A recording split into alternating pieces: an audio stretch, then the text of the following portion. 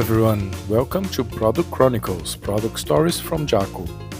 I'm Joca Torres, here to share with you real product stories from Acqui, showcasing how to tackle product management and digital transformation challenges through stories from my over 30-year career, helping companies build successful products and the lessons I've learned along the way.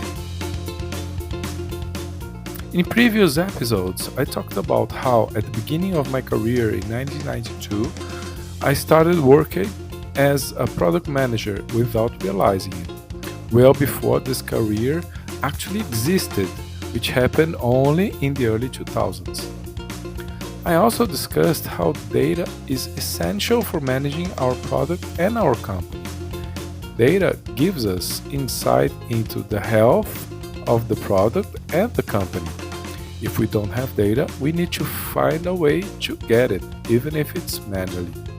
If you haven't listened to these episodes yet, go check out the first 2 episodes of Product Chronicles after listening to this one. In this 3rd episode, I will discuss the role of a product leader in the company's fundraising process. I will illustrate the concepts and tools I used and continue to use with examples from my career, including more recent work with clients I'm helping as a consultant. Basically, I will talk about product vision. Shall we? The first point I want to bring up here is product vision. But first, I will explain why I decided to release episodes in English, in addition to Portuguese. As a Brazilian, I noticed that the challenges and concerns in product management are quite similar worldwide.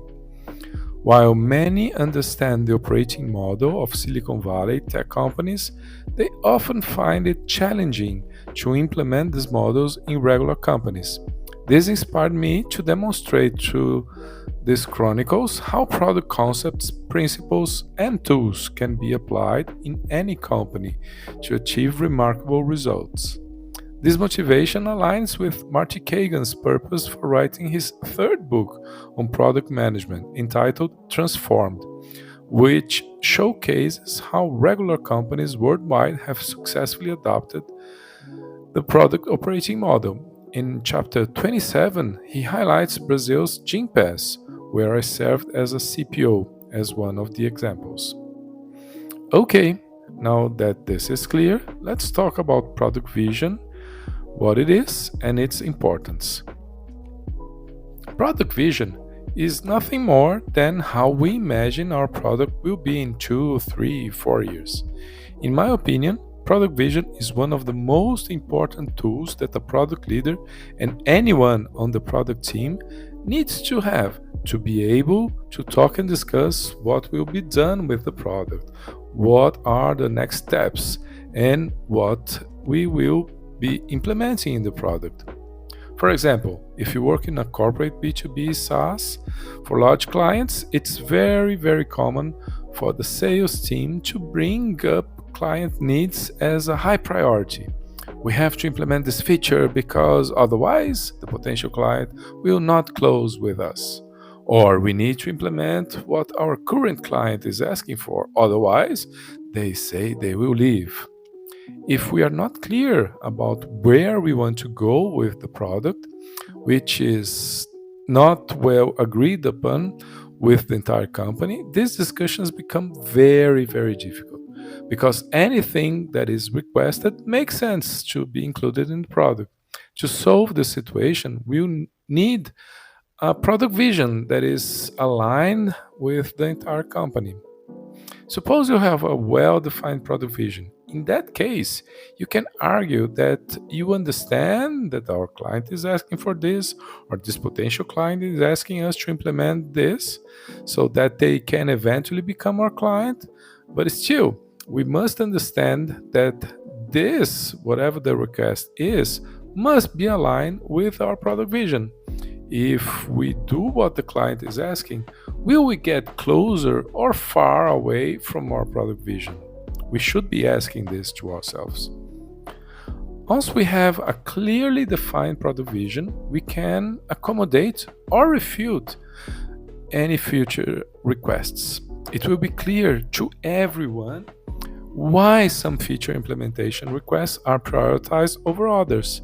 Product vision is essential to turn this conversation into an informed and fruitful conversation. Product vision can sometimes be a little confusing. What is product vision? Is it a sentence? Is it a diagram? Is it a video? Is it a press release about the future, like the Amazon famous future press release? Anyway, there are many techniques. Ultimately, these techniques help us communicate to people how our product will be in 2, 3, 4, 5 years. So we need to have this clarity. And the product vision is important not only in internal conversations. For external conversations, the product vision is very useful. I have used and continue to use the product vision when I talk to potential candidates for product management positions. I say to candidates, look, do you want to join our company? Let me tell you what we are building, what is our vision for the future. I did this a lot at Gympass. We had to grow the product development team very quickly. When I joined the company, we had 30 or so people in the product development team, and we already had forecasted the growth of the team to around 100 people at least. And we ended up growing even more than that. During the conversation with candidates, one essential thing was to explain Gympass and our vision for the future of the product, where we are taking the Gympass digital product to make the whole Gympass purpose and vision happen. The product vision is not only an internal tool, but also a very powerful external tool. And not only for candidates, it can also be very useful in the fundraising process when we talk with investment funds to raise money to invest in our company. When we go through investment funds, we must explain to them the use of proceeds. In other words, we are asking for money to grow the company, but how will we use this money? One way to explain the use of this money is by showing your product vision. Part of the money will be used to finance the execution of the product vision. You are imagining that you will reach a certain point in 2, 3 years. Today, you have a team of X people, X amount of people. You need to have a larger team than that to accelerate the execution of your vision. You need to organize it in this team topology, team structure, and you have a clear strategy of what you do with each team to get to that specific place. Presenting this, which can be shown in 2 to 4 slides, you can justify the use of the money being raised, at least from the point of view of the product strategy. Money can also be used for other things, such as accelerating growth, investing in marketing, and all of that. But even to make company acquisitions, you can use the money. However, part of this money can and should be used to accelerate the execution of the product vision.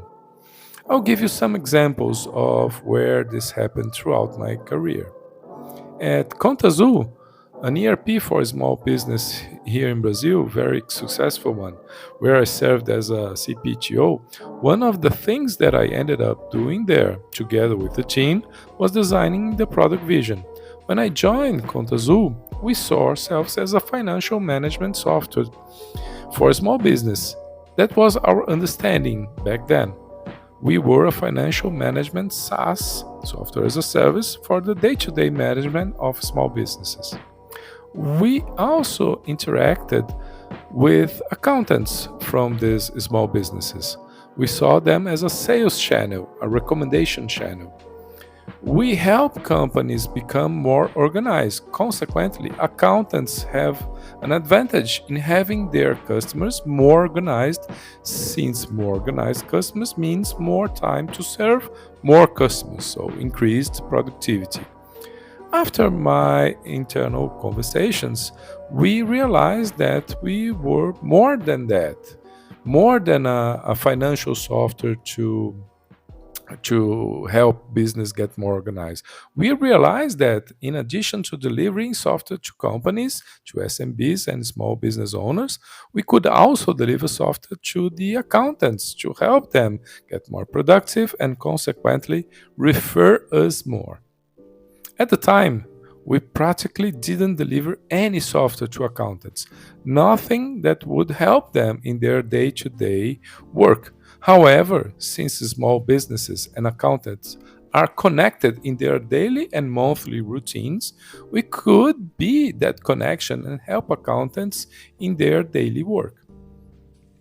Not only that, we had many other connections. We had connections with some banks, and we could have connections with more banks. We had connections with the government to issue some types of invoices, and we could have connections with the government to issue other types of invoices that we didn't cover yet. We could integrate with fintechs to offer financial services like billing via boleto, a type of bank slip companies use here in Brazil to receive money from their clients. Other services fintech could offer to our clients were credit card billing and also credit offerings. We could also open our APIs so other systems like CRMs and online stores could integrate with us. This was our vision to connect SMB owner to their accountant and everything they needed to run their businesses. Back then, we had a team of a certain size, and we realized that for us to accelerate the execution of the vision and accelerate that vision to the maximum, we needed to more than double that team, almost triple that team. So we could set up the squads and tribes that we needed to be able to execute the vision. Because of that, we decided to talk to potential investors, showing where we are today and where we want to get to this other place and our product vision. We needed money to invest in building the product and to execute this product vision. At Conta Azul, we justified the need for investment based mainly on the product vision and the need to accelerate execution. When I joined Gympass back in 2018, one of the first things that I did there was to understand the business and put it on paper to be clear to everyone. Today, we are here, and today we deliver this. And we can deliver more to our customers and partners if we build this and this other thing. My role was to facilitate the construction by talking with the founders, the board, leadership, and the product development team. I collected all this information and organized it into one or two slides that showed where we wanted to go with the product, where we wanted to get to, and what possibilities we could exercise. When I joined Gympass, the company already had 800 people, but the product development team was small. It had 30 plus people, and we needed to expand that team. But why did we need to expand that team? The product vision was essential to provide the reason for this team expansion. We needed more people on the team to accelerate the execution of the product vision, build the core product, and explore the possibilities and opportunities that we had. As I mentioned earlier, we managed to grow the team considerably from those 30 plus people to a few hundred, then it reached 250 people. It ended up being a good sized team. To build this team, we needed investments. And that's when the next funding round happened at the end of 2018, beginning of 2019, which ended up taking Gympass to the unicorn status. And part of the pitch deck was exactly this material, with the product vision and the team structure to be able to execute this product vision. After we got this investment, In all board meetings with the new investors, we had to show how we were progressing on that plan that we had presented during the fundraising. If we were managing to hire the people, if we were managing to get closer to the product vision. That was the part of the discussions with the board, which show how important a product vision is. This playbook for creating the product vision helps everyone to have clarity about where we want to go with the product. I've been using it with my clients since I started working more focused on coaching product leaders. More recently, I have been working as a fractional CPTO at a startup called Football, Foot, Ball, BAO. This startup is focused on democratizing football talents through technology. We do this using technology to allow athletes to show off their skills. I've been involved there practically since the beginning, helping to design this product vision, strategy, and team structure. Today, we have a clear vision of what we are and where we want to go. This vision that we built is very clear, and we have presented it to investment funds and to VCs. It brings enormous clarity, helps people understand what we are building, and consequently, help us to justify the need for investments. In fact, in one of the meetings with current investors, this slide explaining the product vision was said to be the best slide on the startup that have ever been shown. This gives you an idea on the importance of this type of tool.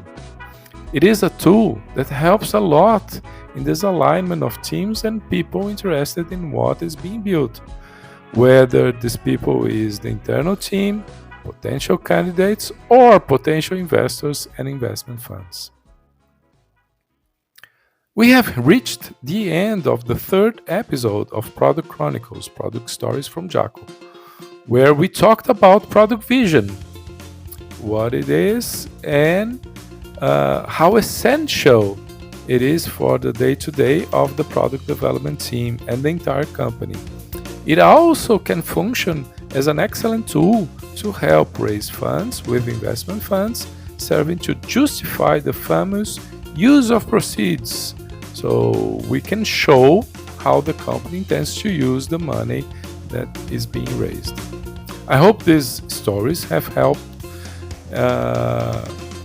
you gain some insights that may be useful in your journey. In the next episode, I will discuss a topic that I've been discussing a lot with my clients lately: product discovery.